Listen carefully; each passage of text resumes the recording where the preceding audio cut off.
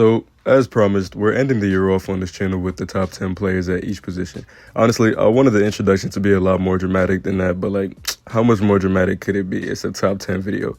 Actually, you know what? Let me stop being lazy. Scratch everything I just said. The video starts now. New intro.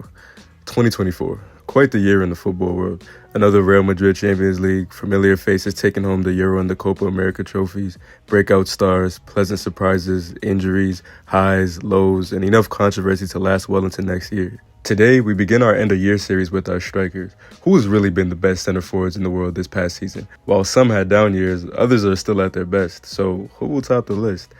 See, that's what I'm talking about. Anyways, I said I would be doing this like a week ago and then immediately had to delay actually starting all the videos because, as I told y'all the other day, I was making a mini documentary about the Odyssey for one of my other channels. They just announced Christopher Nolan would be adapting it, so why not? Feel me? It's an iconic story. Unfortunately, I completely forgot how absurdly long and tedious both that and the Iliad are. I was rereading both again for the video, obviously, because it's been a couple years since I read either, and Jesus Christ, this dude Homer was yapping. I just know he was talking everybody head off back in the day, bruh. This shit sound like when your professor put a minimum word count on a paper, so you just say random bullshit and drag everything out to get to that number. Let me stop playing. I love that story. Never get it twisted. I'm not hating. It was a joke. That did take up a lot more of my time than I thought it would, though. Matter of fact, I'm still not done, so I decided to just pause that and start off our end of year series over on this channel. Today, we begin with our top 10 strikers of the year. Just a reminder that this is for the 2024 calendar year, not the 2023 to 24 season, basically the back half of last season and the first half of this season. The factors that go into this are, in order of importance from most important to least important, overall individual performance, performances in big games, and then the trophies they won. Obviously, the league difficulty is a factor too. You can disagree with the list if you want, obviously. Matter of fact, I want y'all to disagree. At the end of the day, everyone having the same opinion is boring as hell anyway. Feel free to find as many problems or inconsistencies as you can with this list. Yeah, let's get right into it. Honorable mentions first. Let's go Nicolas Jackson, I think. Last season he was ass. This season he's not. It's really as simple as that. No, but seriously though, Jackson isn't top 10 in the world level yet. I just wanted to point out his improvement. He's still not nearly as good of a ball striker. Doesn't really have that box presence yet.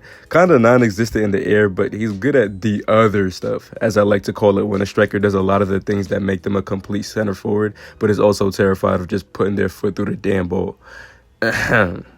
Osimhen is also an honorable mention. Moved to Galatasaray instead of making the huge move everybody was expecting. Overall, didn't have that great of a year either way, at least compared to that 22 to 23 season with Napoli. Hasn't been bad at Galatasaray by any means, just overall a letdown though. Seems like he's fading into irrelevance. Kind of wanted to put Ollie Watkins here as an HM. He hasn't been good for a majority of the season so far though, and he's low-key getting his chain snatched by John Duran. Alexander Sorloth is probably the last honorable mention, I'd say. He's missed a lot of big chances this year, especially relative to the amount of minutes he's played, but he got quite a few crazy moments. Hung 4 on Madrid, got that winner against Barca. He's been coming off the bench behind Griezmann and Alvarez, so his minutes went down since transferring from Villarreal, but he's scoring almost a goal per 90, mostly off the bench. Overall, he's the only player with more than 30 goal contributions in La Liga this calendar year besides Lua. At least an honorable mention seems right. Also want to mention that I don't exactly consider Griezmann a striker, even though he kind of technically is one. I don't know, he's a bit of a weirdo. Either way, he didn't really have the best year, especially his awful Euros, so it wouldn't really change the top 10 much, but regardless, I'd put him with the attacking midfielders first before I put him with the strikers. At 10, I'm giving it to Serhou Guirassy. Broke out at Unk age last season with Stuttgart, then hopped over to Dortmund. Didn't really win anything, but he led Stuttgart to second place ahead of Bayern, which is more than impressive. This season, he's tied for second behind Lua for UCL top scorer with 6 goals and has a brace against Barca in the Champions League so far. I think him getting a spot here is just fine. Now, at 9, and I don't know if this is a surprise, I'm putting Lautaro Martinez. He started off the 23 to 24 season great, and sure, Inter did end up winning the league, but man, this calendar year, he's been pretty much ass. At least for Inter whenever I'm watching, to be honest. January and February, he was good. Then starting in March, he went on an 8-game goalless streak. Just recently, he went on a 9-game goalless streak that he just now ended a couple days ago against Cagliari. Earlier than that, he went 7 games without a goal to start the season back in August and September. The national team is the only reason he's actually on here. He was Copa America top scorer and scored the trophy-winning goal. He's also been pretty consistent in their World Cup qualifiers so far, at least recently. He definitely deserved his top 10 Ballon d'Or placement for last season, but this calendar year, he hasn't been all that, to be honest. 8, I'm going to go Jonathan David. got 11 goals in 15 games for Lille so far this season, and he was great for them in the back half of last season. He had like 3 braces and a hat trick in the span of 1.5 months. Wasn't great at the Copa America, but he's already scored against Juventus, Real Madrid, and has a brace against Atletico. He also had 4 goal contributions in 4 UCL qualification games to get Lille into the competition in the first place. He has 37 goals in 2024, excluding friendlies for Lille and Canada. I'll give him 8th. 7th is going to be Omar Marmoush. I love this guy. He would be way higher if it was just for this season so far, but it does include the back half of last season where he really wasn't doing shit, to be honest. He's the definition of completely out of nowhere. I swear to God, not a soul outside of Germany had him on their radar as a potential breakout superstar. Right now, he has 30 goal contributions in 24 games for Frankfurt. He has him sitting 3rd in the Bundesliga and 5th in the Europa League. He's such an interesting player. I was just saying the other day in literally the last video that he's like a more left side biased Salah. He'd be an absolute weapon for whichever team signs him, because you could use him over to the left in the midfield, as a left winger, as a striker, and he's perfectly fine on the right too. Highly doubt he'd be a bust wherever he goes, but I don't know. We have seen more unexpected failures. 6, I'm going to give it to Alexander Isak. It's unfortunate how inconsistent he is, because when he's on fire, he's literally a superstar.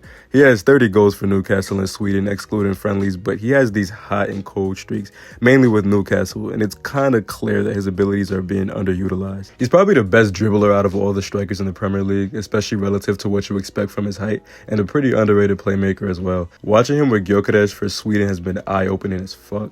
Recently, he's been on a tear. He fried the hottest team in Europe this season, Liverpool, and since the start of November, he has 10 goals and 4 assists in 12 games. His end to the year is definitely what boosted him by a spot, maybe 2. Now, 5 is where it gets interesting, because this is where all the league difficulty shit comes in. Gyökeres has been bonkers, right, all year. He's Europe's overall top scorer for club and country in 2024 by a wide margin. He's ripped Portugal's league to shreds, and after that game against City, catapulted himself into almost household name territory, especially with his memorable celebration. However, despite his occasional prolific UCL performance, the large majority of his damage has been done in the Portuguese league, and it doesn't help that after Amorim left, he slowed down a slight bit to close out the year. Don't think he was ever going to be placed ahead of any of the top 4, even despite the fact that he has a couple trophies in his cabinet. Now, 3 and 4 could be interchangeable, to be honest.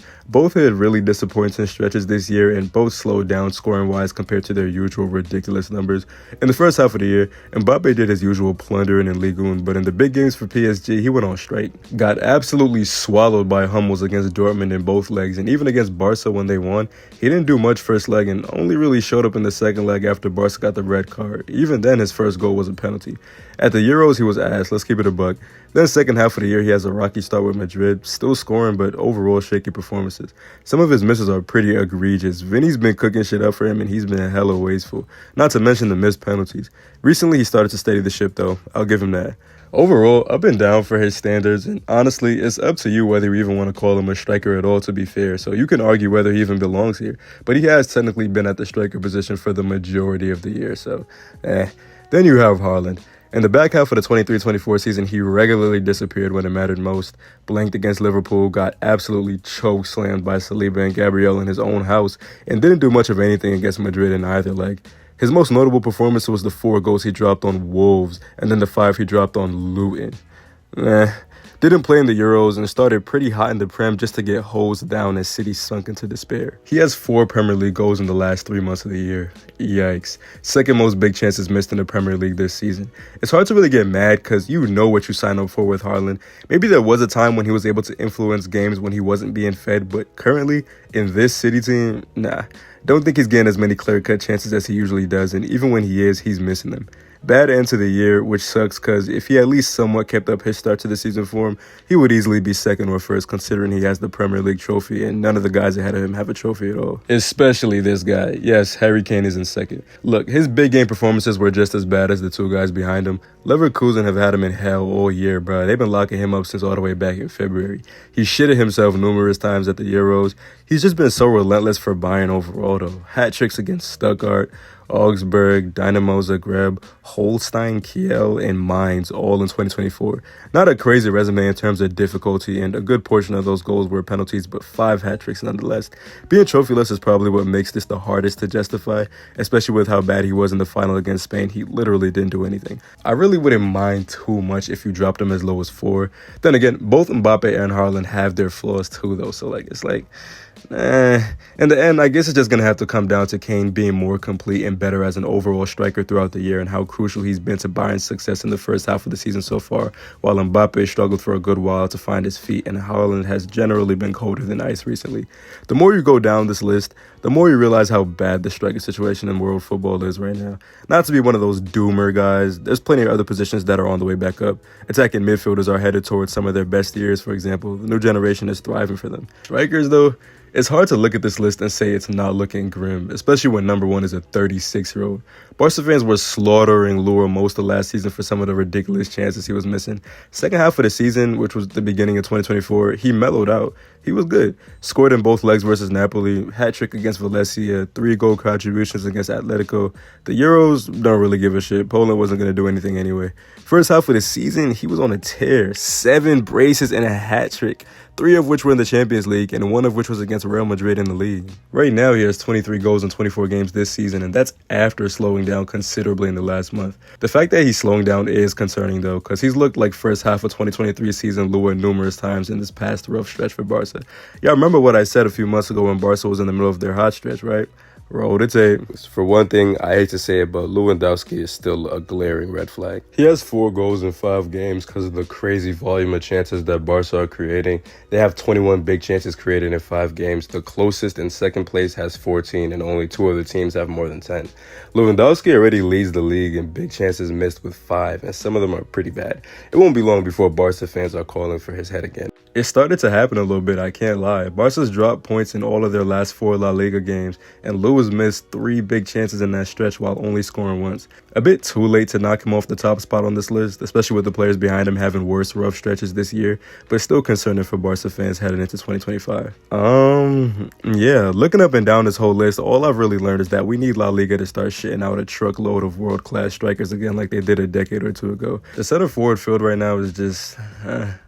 It's just dry as hell, bro. Lua's gonna retire soon, and Kane over 30, bro. That's the top 2 gone. Something gotta shake soon, I can't lie. Let me know what y'all list is. I want to know what changes you would make. Valid or not, what's the word? Thanks for watching. Next, we move on to the wingers, so stay tuned, gang. I'm gonna catch y'all next time.